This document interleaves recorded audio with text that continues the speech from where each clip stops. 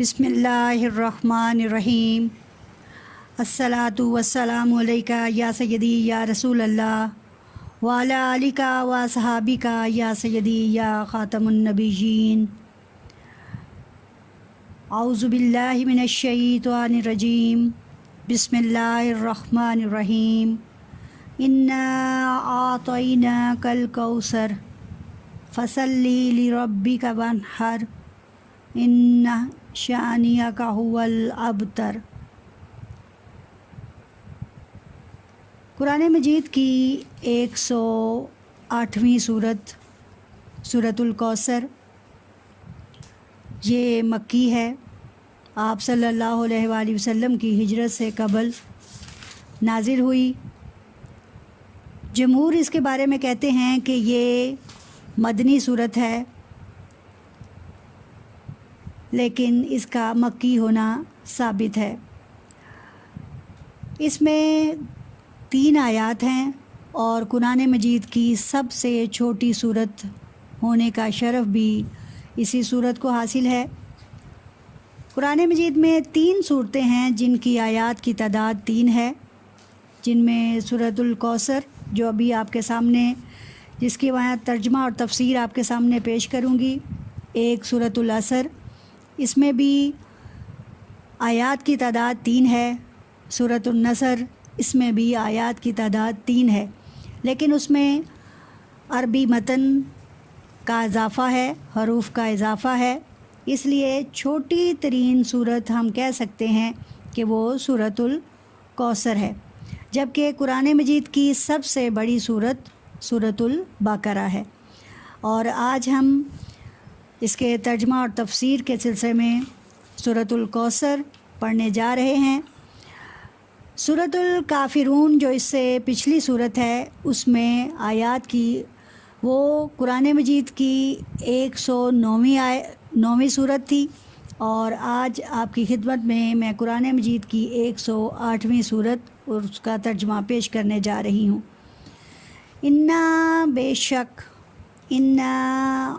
بے شک آتوئی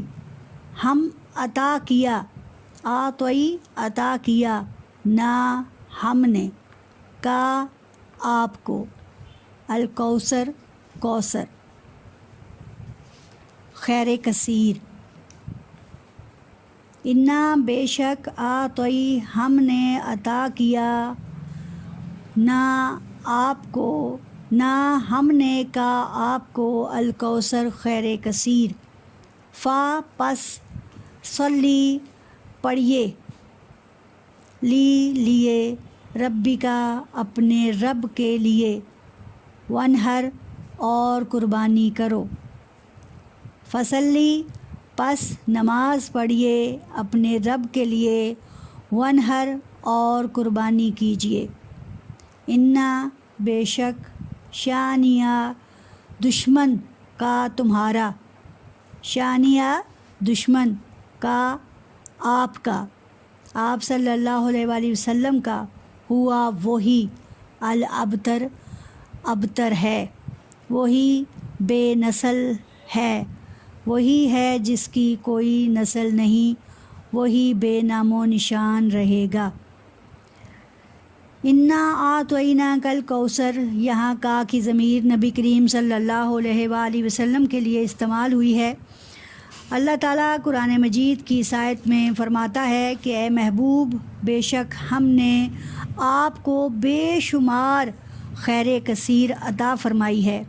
فصلی لربک وانحر، پس اپنے رب کے لیے نماز پڑھو، وانحر اور قربانی کرو،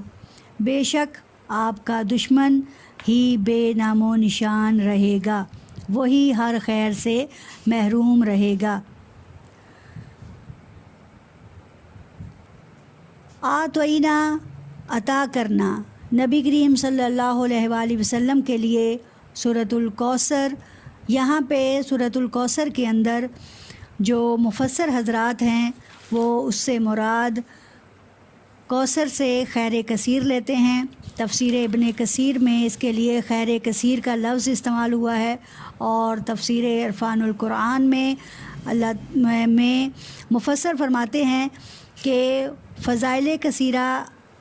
عنایت کر کے نبی کریم صلی اللہ علیہ وآلہ وسلم کو تمام مخلوق پر افضل قرار دیا ہے۔ آپ صلی اللہ علیہ وآلہ وسلم کو اللہ تعالیٰ نے حسن ظاہر بھی دیا، حسن باطن بھی دیا۔ آپ صلی اللہ علیہ وآلہ وسلم کو عالی نسب بھی دیا اور نبوت بھی عطا کی۔ آپ صلی اللہ علیہ وآلہ وسلم کو کتاب اور حکمت کا علم بھی دیا اور شفاعت بھی عطا فرمائی۔ آپ صلی اللہ علیہ وآلہ وسلم کو حوض کوثر بھی عطا فرمایا، اور آپ صلی اللہ علیہ وآلہ وسلم کو اللہ نے مقام محمود بھی عطا فرمایا۔ اور آپ صلی اللہ علیہ وآلہ وسلم کی کثرت ہونے پر آپ صلی اللہ علیہ وآلہ وسلم کی امت کو تمام امتوں پر گواہ بھی بنایا، اور آپ صلی اللہ علیہ وآلہ وسلم کے دین کو تمام ادیان پر فتح بھی عطا فرمائی، اور بے شمار اللہ تعالیٰ کی نعمتیں آپ صلی اللہ علیہ وآلہ وسلم پر تمام ہوئیں۔ یقیناً آپ صلی اللہ علیہ وآلہ وسلم کا آسمان کی طرف جانا اور سیر کرنا اور معراج پر تشریف لے جانا، یہ بھی یقیناً ایک بہت بڑی نعمت اور خیر کثیر میں سے آتی ہے۔ کسی نبی کو یہ اعزاز حاصل نہ ہو سکا کہ وہ اپنے ظاہری لباس اور ظاہری وجود کے ساتھ اللہ تعالیٰ سے ملاقات کو جائے اور مہمان بن کر جائے اور اللہ اس کا میزبان ہو۔ یہ خیر اور یہ کثیر بھی اللہ تعالیٰ نے آپ صلی اللہ علیہ وآلہ وسلم کو عطا فرمائی، اور آپ صلی اللہ علیہ وآلہ وسلم کی خیر کثیر میں آپ صلی اللہ علیہ وآلہ وسلم کا رہتی دنیا تک جب اللہ تعالیٰ کا نام لیا جائے گا تب نبی کریم صلی اللہ علیہ وآلہ وسلم کا ذکر بھی بلند ہوگا۔ یقیناً یہ خیر کثیر ہے، لیکن میرے پیارو، اس صورت میں خاص طور پر سورۃ الکوثر میں نبی کریم صلی اللہ علیہ وآلہ وسلم کے لیے جو ذکر کیا جا رہا ہے، اس کی طرف ایک خاص واقعہ جو اس صورت کا شان نزول ہو سکتا ہے، وہ یہ ہے کہ نبی کریم صلی اللہ علیہ وآلہ وسلم کے فرزند ارجمند حضرت قاسم رضی اللہ تعالیٰ عنہ کا وصال ہوا تو کفار نے نعوذ باللہ آپ کو ابتر یعنی منقطع النسل کہا، اور کہا کہ آپ پر نسل ختم ہو گئی، کہ اس کے بعد اللہ تعالیٰ آپ کی نسل کو نہیں چلائے گا، کیونکہ بیوقوف لوگ یہ سمجھ رہے تھے کہ نسل صرف اور صرف بیٹوں سے چلتی ہے۔ انہوں نے بیٹوں کو اپنے لیے فخر و غرور کا باعث بنایا ہوا تھا، اور مال و دولت کو اپنے لیے فخر و غرور کا باعث بنایا ہوا تھا، لیکن میرے نبی صلی اللہ علیہ وآلہ وسلم کی بیٹی سے نسل چلا کر اس فخر کو دوبالا کر دیا کہ بیٹی کی نسل بھی یقیناً قابل فخر ہے۔ اور نبی کریم صلی اللہ علیہ وآلہ وسلم کی بیٹی کے جو بچے تھے حضرت امام حسن اور امام حسین رضی اللہ تعالیٰ عنہ، یقیناً وہ قابل فخر ہیں، اور ان کا کارنامہ نبی کریم صلی اللہ علیہ وآلہ وسلم کی آل اولاد اور اہل بیت ہونے کا یقیناً بہت بڑا شرف آپ کو عطا ہوا، اور انہوں نے بھی نانا کے دین کو بچانے کے لیے کسی طور دریغ نہ کیا، بلکہ اپنی نسل ہونے کا اور اصل النسل ہونے کا ثبوت پیش کیا اور اپنے سر تن سے جدا کروا دیے، لیکن دین اسلام میں کسی کمزوری کو اپنے لیے کمزوری نہیں جانا، بلکہ یہ میرے نبی کی شان اور میرے نبی کے نواسوں کی شان ہے کہ اللہ تعالیٰ نے انہیں اس دنیا میں شہید کر کے بھی سر بلند کر دیا، اور وہ جس نے ظلم کمایا اور جس نے ان کو ختم کرنے کی کوشش کی، آج وہ خود ختم ہے، آج اس کا نام صرف تاریخ کے صفحوں پر ملتا ہے، اور وہ بھی برے کردار کی شکل میں، جبکہ آج ان کا نام پوری دنیا میں موجود ہے، اور انشاءاللہ قیامت کے دن تک ان کا نام نبی کریم صلی اللہ علیہ وآلہ وسلم کے نام کے ساتھ ضرور برقرار رہے گا اور قائم رہے گا۔ یہاں پہ ایک اور جو وجہ تسمیہ بتائی جاتی ہے وہ یہ کہ نبی کریم صلی اللہ علیہ وآلہ وسلم کو جنت الفردوس میں ایک، بلکہ کہا جاتا ہے، مفسر حضرات یہ کہتے ہیں کہ جنت سے باہر ایک حوض عطا کیا جائے گا جس کو ایک نہر سے بھی شمار کیا جاتا ہے کہ یہ نہر جنت کی نہروں میں سے یہ ایک نہر ہوگی جس کا نام کوثر ہوگا، اور ایک طرف کہا جاتا ہے کہ یہ ایک حوض، ایک تالاب ہوگا جس پر نبی کریم صلی اللہ علیہ وآلہ وسلم خود موجود ہوں گے اور اپنی امت کے لوگوں کو ان کے درجہ بدرجہ جس کی شان بڑھتی جائے گی اس کو وہاں سے اپنے ہاتھوں سے جام کوثر پلائیں گے۔ یقیناً نبی کریم صلی اللہ علیہ وآلہ وسلم کا مرتبہ تمام صحابہ اکرام پر اور تمام انبیاء اکرام پر سب سے افضل ہے، اور صحابہ اکرام تو ہیں ہی آپ کی جماعت، تو آپ صلی اللہ علیہ وآلہ وسلم سے ان کے ہاتھوں سے انہیں حوض کوثر سے پانی انشاءاللہ اللہ تعالیٰ نصیب فرمائے گا۔ تو اس آیت کے مطابق یہاں پہ نبی کریم صلی اللہ علیہ وآلہ وسلم کو خیر کثیر، جس کا ذکر میں نے پہلے نمبر پر کیا کہ دنیا کی کون سی نعمت ہے جو میرے نبی صلی اللہ علیہ وآلہ وسلم کے در پر ختم نہیں کر دی گئی، اور کون سا مرتبہ اور درجہ ہے جو آپ صلی اللہ علیہ وآلہ وسلم کو تمام دوسری مخلوقات پر اور تمام انسانوں پر دے نہیں دیا گیا۔ چنانچہ نبی کریم صلی اللہ علیہ وآلہ وسلم کی یہی خوبیاں ان کو دنیا میں ممتاز کرتی ہیں۔ اور اللہ کے بعد قصہ مختصر کہ بزرگ از توئی خدائے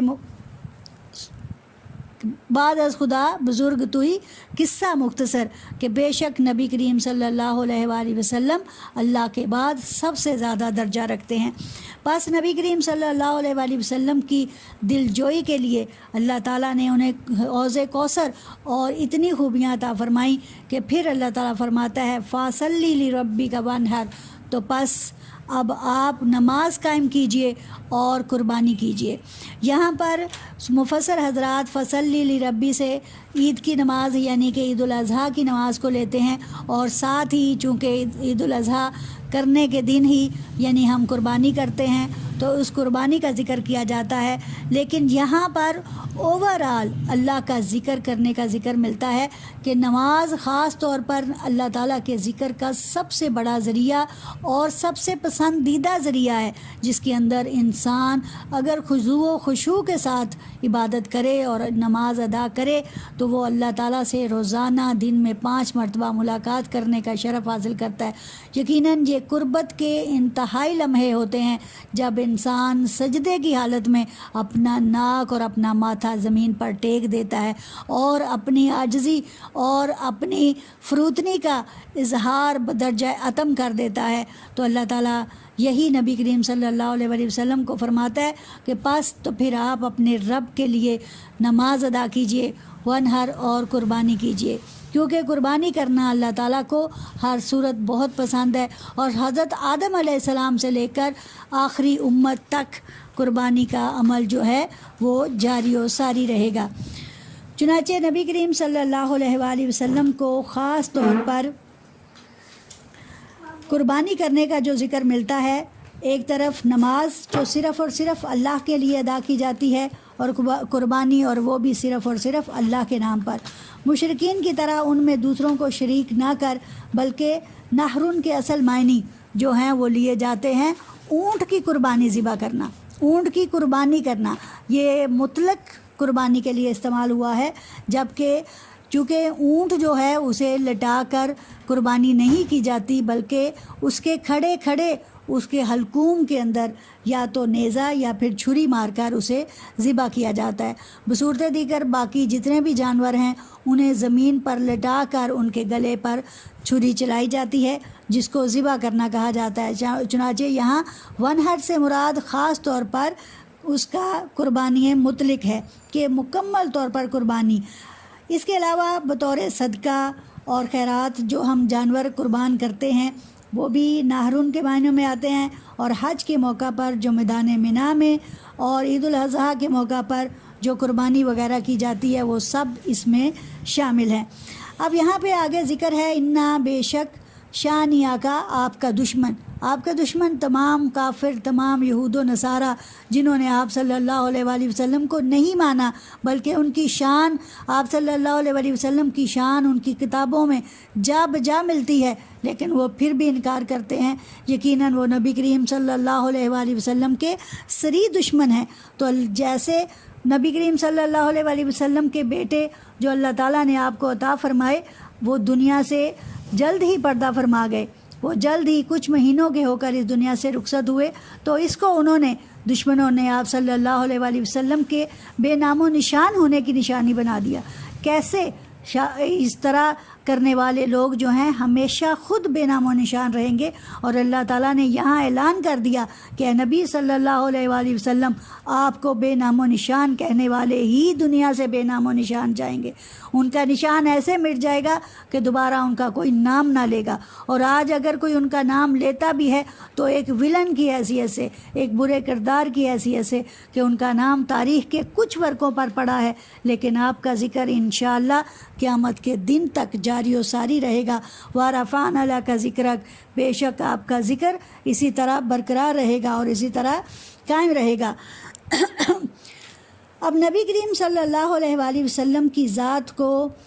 کیا کہنا کہ مقتول نسل ہے یا مقتول ذکر ہے، تو یہ ان کی اپنی ہی نسل کے خاتمے کا ہے۔ حالانکہ اولاد نرینہ اللہ تعالیٰ نے آپ کو عطا فرمائی کہ کوئی یہ نہ کہے کہ نبی کریم صلی اللہ علیہ وآلہ وسلم کے بیٹے نہ ہوئے، بیٹے ہوئے، لیکن اس کے پیچھے ایک بہت بڑی حکمت میرے اللہ کی موجود تھی کہ میرے نبی صلی اللہ علیہ وآلہ وسلم پر جو نبوت ہے اس کا خاتمہ تھا، اور اگر اللہ تعالیٰ نبی کریم صلی اللہ علیہ وآلہ وسلم کے بیٹوں کو حیات دیتا اور وہ جیتے رہتے تو یقیناً نبی کریم صلی اللہ علیہ وآلہ وسلم کی تربیت کے نتیجے میں وہ بہت ہی اعلیٰ درجے کے نبی ہی بنتے، لیکن چونکہ نبوت کا خاتمہ تھا چنانچہ اللہ تعالیٰ نے اس حکمت کے ساتھ ان کو دنیا سے پردہ فرما دیا اور وہ اس دنیا سے رخصت ہو گئے۔ اور ویسے بھی قرآن مجید میں برملا اظہار ہے، وَمَا كَانَ مُحَمَّدٌ أَبَا أَحَدٍ مِّن رِّجَالِكُمْ، نہیں ہے محمد تمہارے مردوں میں سے کسی کے باپ،